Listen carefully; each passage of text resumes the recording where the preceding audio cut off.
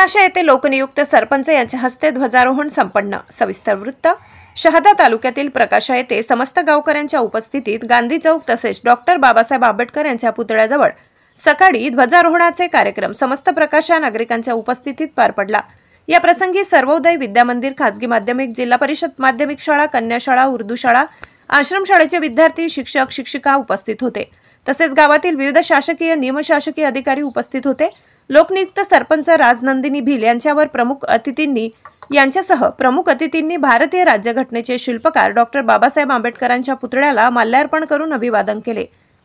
सरपंच राजनंदिनी भिल यांच्या हस्ते ध्वजारोहण करण्यात आले। तसेच तिरंगी झेंड्याला सलामी देत स्वातंत्र्य सैनिकांबद्दल शूरवीरांच्या लढ्याची आठवण करत अभिमानाने छाती फुलून उठते।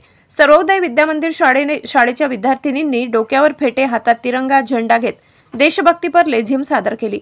प्रकाशा गावातील सर्व शाळकरी विद्यार्थी, शिक्षक, शिक्षिका, गावाचे लोकप्रतिनिधी, पोलीस कर्मचारी, आरोग्य विभाग, अंगणवाडी सेविका, आशा वर्कर, सामाजिक कार्यकर्ते यांच्यासह मोठ्या संख्येने प्रकाशा नागरिक उपस्थित होते। लोकशाही हक्क न्यूज चॅनलसाठी दिनेश सामुद्रे, प्रकाशा।